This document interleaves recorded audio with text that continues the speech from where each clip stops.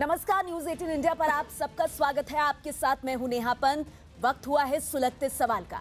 NCP अध्यक्ष शरद पवार के बयान ने सियासी गलियारे में आज खलबली मचा रखी है। एक प्रेस कॉन्फ्रेंस में शरद पवार ने यह दावा कर दिया कि आगामी लोकसभा चुनावों में बीजेपी सबसे बड़ी पार्टी बनकर उभर सकती है, लेकिन उन्होंने प्रधानमंत्री मोदी के दोबारा प्रधानमंत्री बनने की संभावना से साफ इनकार कर दिया। शरद पवार ने यह भी कहा कि बीजेपी को बहुमत के लिए बाकी दलों का समर्थन लेना होगा और तब प्रधानमंत्री की कुर्सी पर पेच फंस जाएगा। सुलगते सवाल में आज इसी मुद्दे पर हम करेंगे चर्चा और बड़ी बहस। क्या बिना मोदी बीजेपी सरकार का दावा शरद पवार का ख्याली पुलाव है? लेकिन पहले एक बार सुन लेते हैं शरद पवार का ये बयान। अब तक मेरा असेसमेंट है, मुझे थोड़ी बहुत जो राजनीति समझती है, इसके मुताबिक मुझे लगता नहीं कि आगे ये चुनाव के बाद मोदी जी प्रधानमंत्री होगी। लेकिन मुझे ऐसे लगता है कि भारतीय जनता पार्टी को क्लियर मेजॉरिटी नहीं मिलेगी। उनको सीट कम मिलेगी। सिंगल लार्जेस्ट पार्टी हो सकती है और सिंगल लार्जेस्ट पार्टी होकर वो चाहे वो प्रधानमंत्री हो नहीं सकता, उनको दूसरों की मदद लेनी पड़ेगी और दूसरी की जब मदद लेने की नौबत आएगी तब लोग नया प्रधानमंत्री के खोज में रहेंगे। शरद पवार की इस भविष्यवाणी में कितना दम, इस पर आगे हम करेंगे बहस। लेकिन उससे पहले बता दें, शरद पवार के बयान पर बीजेपी और दूसरी पार्टियों ने फौरन अपनी प्रतिक्रिया देनी शुरू कर दी। जरा एक बार सुन लेते हैं नेताओं के बयान। कि आगे ये चुनाव के बाद मोदी जी प्रधानमंत्री होगी। लेकिन मुझे ऐसे लगता है कि भारतीय जनता पार्टी को क्लियर मेजॉरिटी नहीं मिलेगी। तो पहली बारी में उन्होंने ही कहा कि भारतीय जनता पार्टी बड़ी नेता बनेगी। शायद अगली बार जब बोलेंगे तो वो ये भी कह सकते हैं कि नरेंद्र मोदी प्रधानमंत्री होंगे। उनका प्रमाण पत्र मोदी जी को पीएम बने। जब देश की जनता मोदी जी को पीएम बनाना चाहती है तो शरद पवार जी के कहने न कहने से हमें कोई फर्क नहीं पड़ता है। मोदी जी प्रधानमंत्री नहीं बनना है और जो शरद पवार जी ने बात कही है, यही बात तो समाजवादी पार्टी के राष्ट्रीय अध्यक्ष हमारे नेता माननीय अखिलेश यादव जी लगातार कह रहे हैं। प्रधानमंत्री नरेंद्र मोदी जी को देश प्रचंड बहुमत के साथ दोबारा प्रधानमंत्री बना रहा है। ये वो तमाम जो इकट्ठा हुआ है, ये महामिलावटी माल के लोग, ये सब जानते हैं। सुलगता सवाल एक बार फिर से सुन लेते हैं। क्या बिन मोदी बीजेपी सरकार का दावा शरद पवार का ख्याली पुलाव है? इस भविष्यवाणी के क्या है मायने? शरद पवार कहना क्या चाहते हैं? इस बहस में आज हमारे साथ खास मेहमान जुड़ रहे हैं। एनसीपी महासचिव डीपी त्रिपाठी साहब हमारे साथ जुड़ गए हैं और शरद पवार के बेहद करीबी हैं डीपी त्रिपाठी। कांग्रेस के प्रवक्ता मीम अफजल साहब हमारे साथ हैं।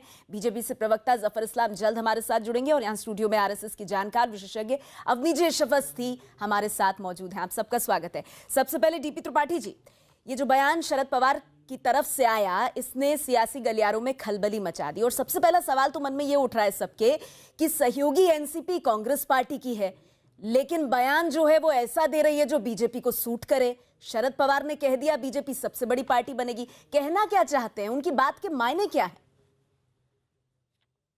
देखिए, एक राजनीतिक आकलन वस्तुगत परिस्थिति पर आधारित होता, ऑब्जेक्टिव होता है।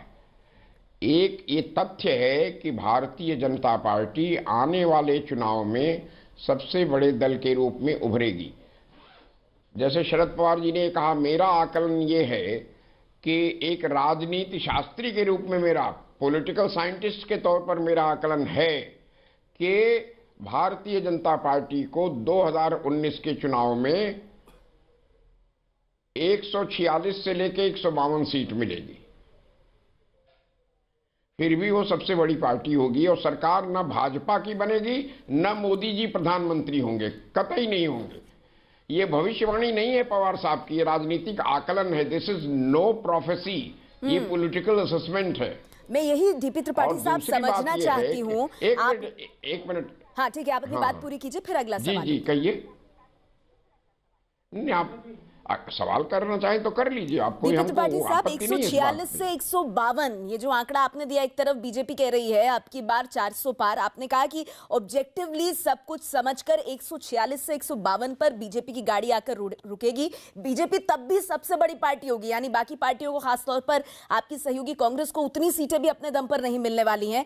लेकिन फिर भी मोदी प्रधानमंत्री नहीं बनेंगे। लेकिन मोदी तो सबसे बड़ा चेहरा है इस वक्त। मोदी की ही काट विपक्ष ढूंढ रहा है, दूसरी तरफ कहता है मोदी को हटाना है। तो पूरे डिस्कोर्स में जब मोदी इधर भी मोदी उधर भी, तो मोदी प्रधानमंत्री की पिक्चर से बाहर कैसे, ये देश समझना चाहता है। जी, कितना ऐसा है कि मैं एक चीज इसी देश को ये पता है, हालांकि अहंकार में अमित शाह जी इससे सहमत नहीं होंगे, मोदी जी का चेहरा अटल बिहारी वाजपेयी से बड़ा चेहरा नहीं है, अटल जी से बड़ा चेहरा नहीं। जो इस देश में एक सर्वमान्य नेता थे, जो उनके विचारों से असहमत थे वो भी उनका सम्मान करते थे, ये छवि अटल बिहारी वाजपेयी की थी। फिर भी 2004 में क्या हुआ, सारे सर्वे कह रहे थे अटल सरकार आ रही है, आ रही है, we feel good because India is shining now. फिर क्या हुआ, चुनाव नतीजा आने पे कोई नेता नहीं था विपक्ष का, बिखराव था। आज के स्तर पर तो उतना बिखराव भी नहीं है विपक्ष में। तमाम प्रदेशों में विपक्ष के पास बहुत ही दृढ़, सक्रिय और मान्य नेता हैं। दो बातें एक आप कह नया रहे हैं। ट्रेंड भारतीय राजनीति का है।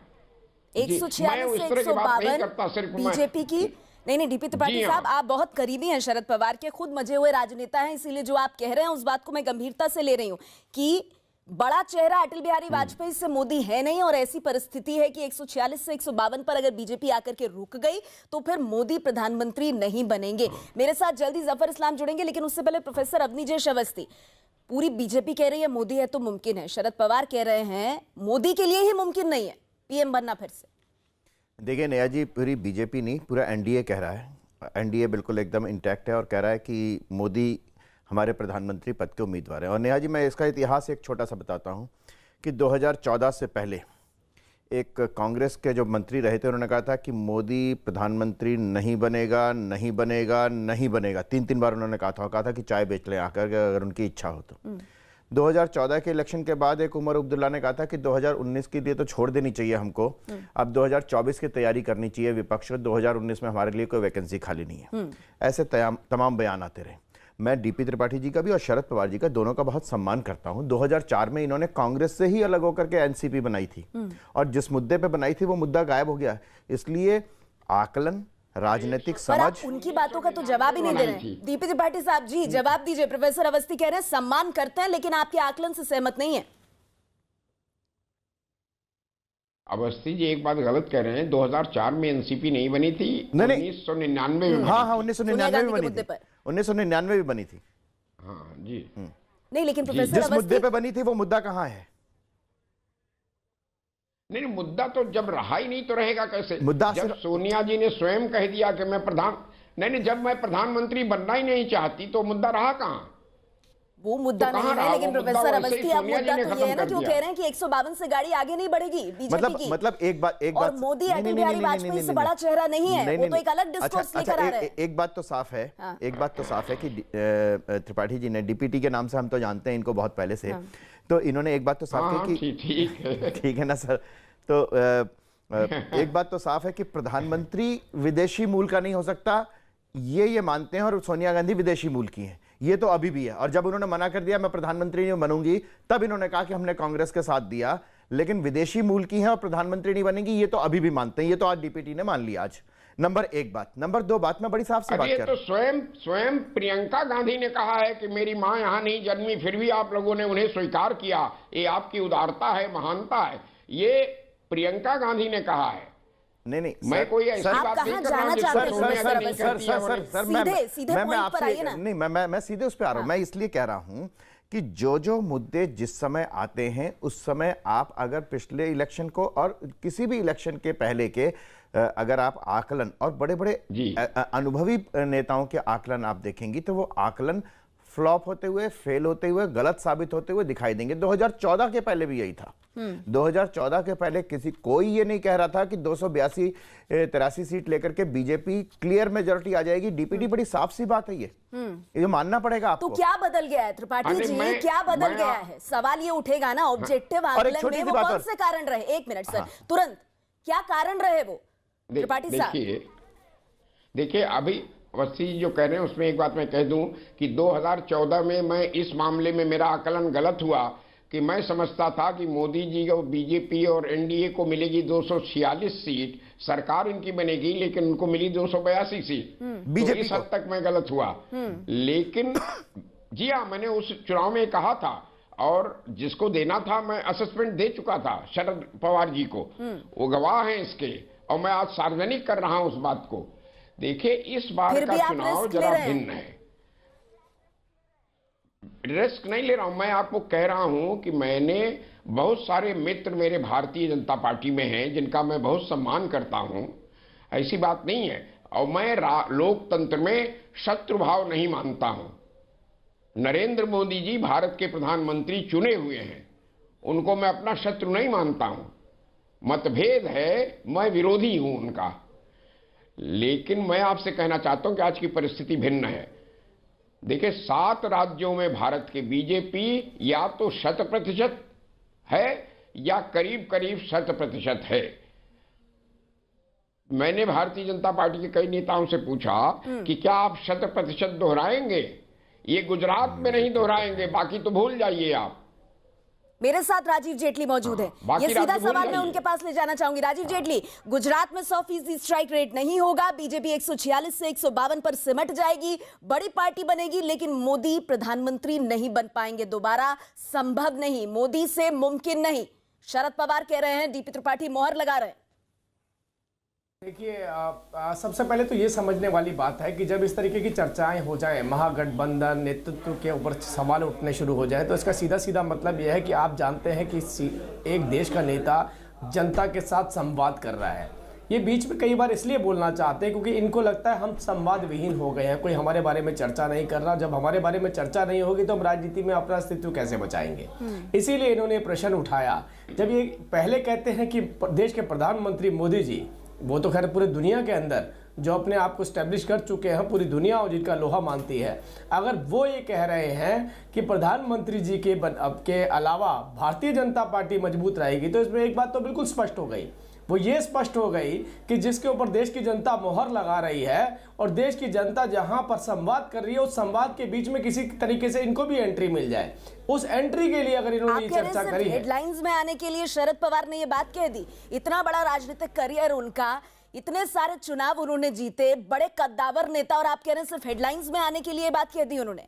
मैं केवल ये बोलना चाहता हूँ कि शरद पवार जी बहुत वरिष्ठ नेता है, मैं मानता हूँ इस बात को। कांग्रेस पार्टी बहुत बड़ी पार्टी हुआ करती थी, मैं ये भी मानता हूँ, और थी, है नहीं, थे, है नहीं, सारी बातें देखनी पड़ती है। लेकिन मुद्दा यहाँ पर है कि जो मैंने बात रखी वही बात है कि आज संवाद विहीन होने की वजहों से महागठबंधन, जिसका कोई सिर है, ना टांग है, ना पैर है, ना मुंह है, ना कुछ दिखता है, जैसा पानी में तेल और तेल में पानी की तरह जो गठबंधन है, उसमें हर किसी को अपना अस्तित्व, अपने आप की अपनी एग्जिस्टेंस बनाने के लिए कोई ना कोई चर्चा जरूर करनी पड़ती है। देखिए, आपकी बात पर मीम अफजल मुस्कुरा रहे हैं, कांग्रेस पार्टी के प्रवक्ता हमारे साथ बहुत देर से जुड़े हुए हैं। मीम अफजल साहब, देखिए सवाल ये है कि शरद पवार कह रहे हैं मोदी नहीं आएंगे फिर से, लेकिन वो उसी सांस में ये नहीं कहते कि राहुल आ जाएंगे, वो ये नहीं कहते कांग्रेस सबसे बड़ी पार्टी बन जाएगी। आपके साथी हैं, सहयोगी हैं, शुभकामनाएं आपको देनी चाहिए थी, लेकिन ऐसा लग रहा है कि चुनाव से पहले ही उन्होंने मान लिया है कि इस रेस में कांग्रेस पीछे रहने वाली है।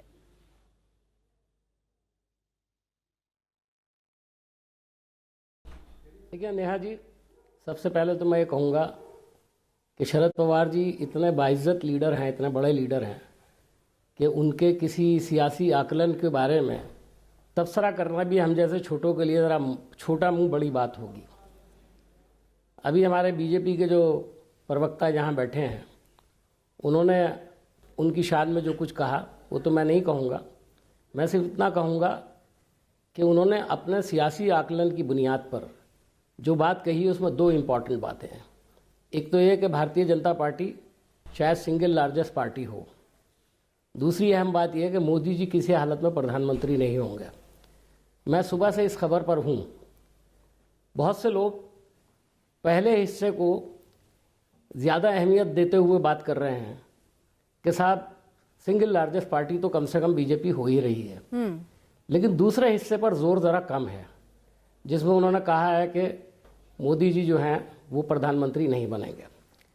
मैं आपको एक बात कहना चाहता हूँ। देखिए, मोदी जी ने अपना पॉपुलैरिटी का पीक देख लिया है 2014 और उसके बाद 1-2 साल तक उन्हें जो पीक पर वो रहे, बिलाशुबा वो ये देश के एक बड़े नेता के तौर पर उनको देखा जाएगा।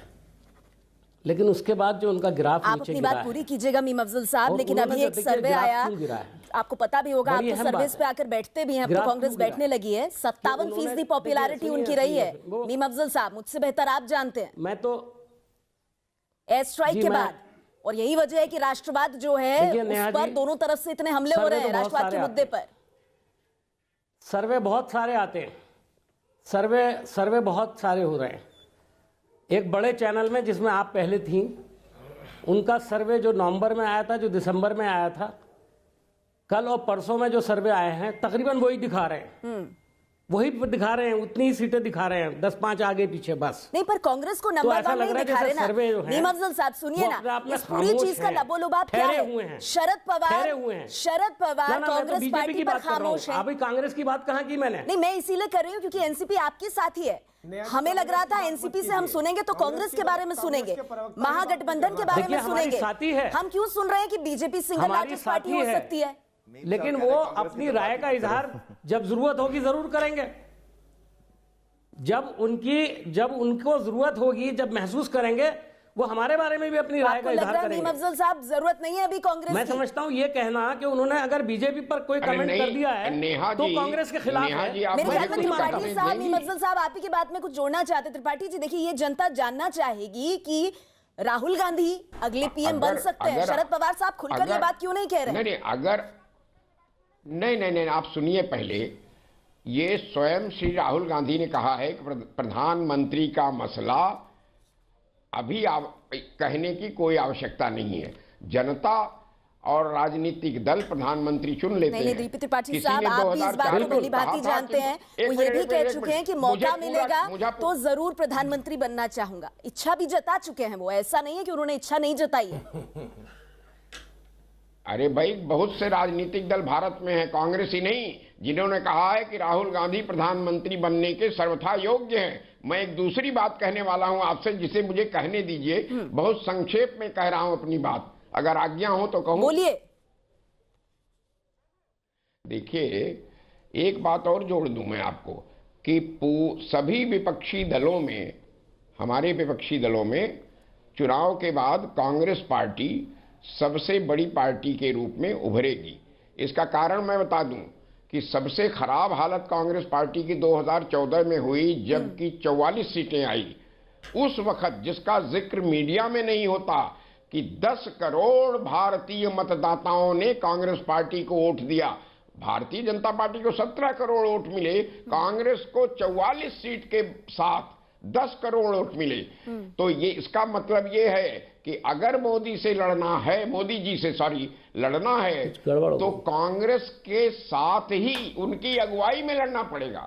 तो मैं यही तो कह रही हूँ, ये बात शरद पवार के श्रीमुख से हम कब सुनेंगे? यही तो हम कहना चाहते हैं। शरद पवार कोई छोटे मोटे नेता नहीं है, बहुत कद्दावर नेता है। जब वो एक ही लाइन में दो बातें कहते हैं और दोनों बातें बीजेपी की तरफ जा रही हैं, तब सवाल उठेगा। सुनिए तो उनकी तरफ कतई नहीं जा रहे। मैं पार्टी के मुख्य प्रवक्ता के रूप में ये बात कह रहा हूँ। हाँ। तो मैं शरद जी की अनिच्छा से नहीं कह रहा हूँ। ये बात मैं मानती हूँ, लेकिन त्रिपाठी साहब, आप शरद पवार जी के बहुत करीबी हैं, और हमने तो आज तक शरद पवार जी को खुलकर किसी भी मौके पर यह भी कहते हुए नहीं सुना कि हाँ, राहुल अगले प्रधानमंत्री बनेंगे, कि उनका आशीर्वाद और साथ राहुल के साथ है। हम ये भी नहीं सुन पाए। अब नीचे अवस्थी जी, सवाल यहाँ पर बहुत सीधा है, भाई कहीं कर्नाटक जैसी तस्वीर तो नहीं बन जाएगी? कर्नाटक में भी तो सिंगल लार्जेस्ट पार्टी है ना बीजेपी, लेकिन मुख्यमंत्री तो नहीं है बीजेपी का। नहीं, ऐसी स्थितियां बहुत पहले आ चुकी हैं और देश उसको देख चुका है। एक बार देवगौड़ा जी ऐसा प्रधानमंत्री बने थे, चंद्रशेखर जी बने, इंद्र कुमार गुजराल जी बने।